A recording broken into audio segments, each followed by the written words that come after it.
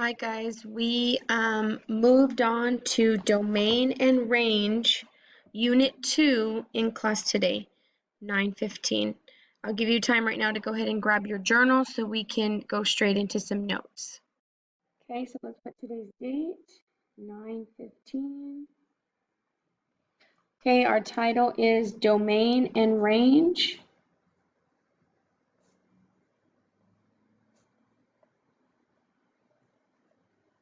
And I like to draw this little T-chart, right? It's a little miniature table with X on the left, Y on the right. Capital D for domain is under your X column. Capital R for range is under your Y column, just so you can help remember, so it can help remind you what domain and range stand for or represent. Okay, so first we're going to do the letter X. That represents your domain, so it is the X values. Okay, those are the ones that go from left to right along your X axis. Okay, next is our Y. That represents our range, so it is all of the Y values. This one I like to say is from the bottom of your graph to the top, or you can say the lowest point to the highest point, right? But it is along your Y axis. So range is your Y values. Okay, so when we have discrete data or a discrete graph, right? That capital D, that letter D, should remind you of dots, right? So think of D for discrete means that you have dots randomly placed on your graph, okay? So if we have the point 1, 2, 3, 4, 5, 6, and then we draw ourselves a little graph. Go ahead and put tick marks or tallies. I am putting 6 on each side just because my highest value is 6, right? So I'm going to go ahead and plot those. 1, 2, 3, 4, and then 5, 6. Okay, notice how they are just points on my graph, right? They're not connected to each other. I don't draw a line to connect them. They are just points plotted on there. They look like dots on a graph. Okay, when we have a situation like this, we are going to list our domain and range. I'm going to put that in a box because we usually box our answers, right? When we have discrete data, we list our domain and our range. So it's just a list of numbers. Okay, these are little squiggly brackets, if you can't tell what those are. So our domain is just the list of, remember, the X values. So it's the X values from my points, my ordered pairs, right? So it would be 1, 3, and 5. Okay, then if we take our Y values, that is my range. So I should get 2, 4, and 6. Okay, if we did not have the ordered pairs listed and arranged like that, what I would do is take the edge of a paper, right? Take the edge of a paper and drag your paper along the X-axis so you can see which numbers it would touch right here, right, on your X-axis, because that's your domain. So if I went and I drew a line from that point here, it should be at the 1. Straight down from this point, it would touch at the 3, right? So you're seeing where it touches your dot and the edge of your paper down here on the X-axis, right? And then I'm going to move it over and it should be at the 5, right? If I draw it down, it would be right at the 5. So there are my X's, 1, 3, and 5. If I turn it sideways now, remember I told you to go from the bottom point to the top, so the lowest to the highest. If I were to draw, I don't know if you can see, if I were to draw to the left-hand side, you see my dot right here? I put my paper at the edge of it. If I draw over to see where it would touch my y-axis, it would touch at 2. Okay, move it up to my next point. That point, if I drew my line touching my y-axis, that would be at 4. Move it up to this point, it's where it would touch right here, that would be 6. So there's my y values, 2, 4, and 6. Okay, so that is when my data is discrete, right? It just looks like points plotted on a graph. They're not connected and I don't connect them, okay? So now we have continuous data.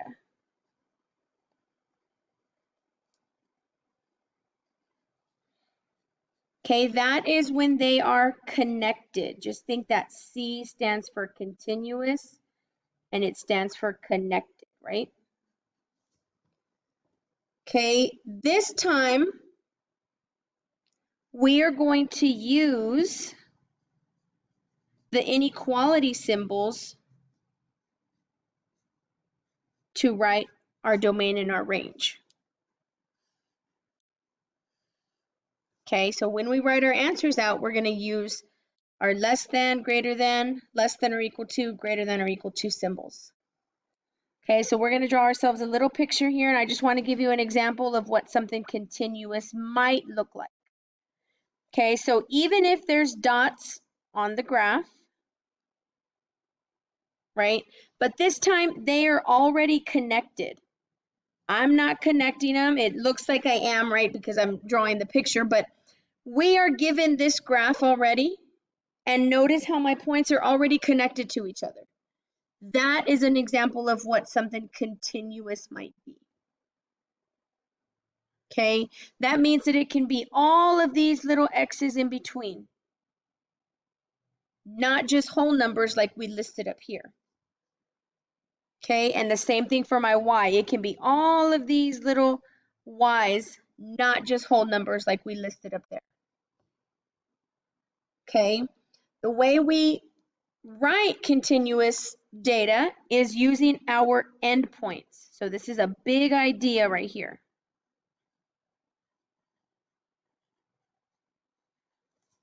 Okay, if the line that's going through my endpoint is dotted, or if the endpoint is open, we use the greater than or less than symbol. Notice how it does not have that line underneath.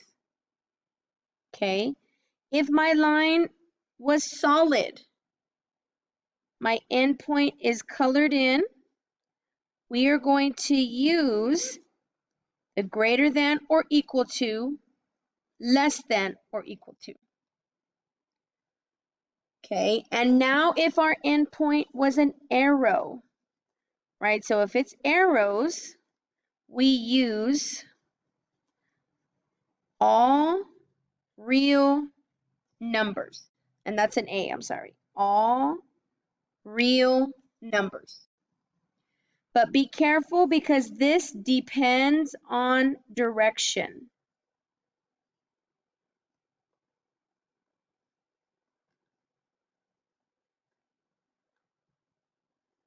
Sorry, kind of squeeze that in. Your all real numbers depends on the direction that it's facing. Okay, so I'm going to draw a miniature example right here just so we can get an idea. All we need is one tick mark to the left, one up. Let's label it -1 and 1. I want an open circle at where -1, 1 would be. And from that open circle, I want you to draw a curve going to the positive direction.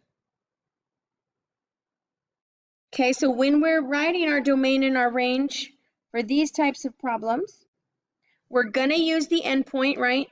So my x, right, because my open circle is at that -1. You see, if I drew my line down, it would be -1. we're going to say all real numbers where x, okay, so notice how my line or my arrow is on the right-hand side of my -1. That means that all real numbers have to be greater than, no line underneath, -1. Okay, so then let's move to our range. Our range is, we're still using all real numbers because my other endpoint is an arrow, right? So we're going to say all real numbers. This time we're talking about y, right? So if we flip to our y-axis, you see how my endpoint is right here at the 1? Okay, notice how your line is above the 1, right? So because it's going above the 1, your y needs to be greater than a +1. Okay, so I went ahead and I set up my equations beforehand and I wrote the ordered pairs that we're going to be using. Okay, when you draw your graph, make sure that you do at least 4 little tick marks or tally marks to each direction. Okay, so that way you're able to plot all of your points. Go ahead and pause the video if you need to so you can get your graph ready. Okay, so I'm going to plot my points, -4, 4. And remember, guys, this is just a sketch. Okay, so we can get an idea of how to write domain and range. 1, -1. Okay, so notice I plotted my points. They are just dots on a graph. So this is what we call discrete.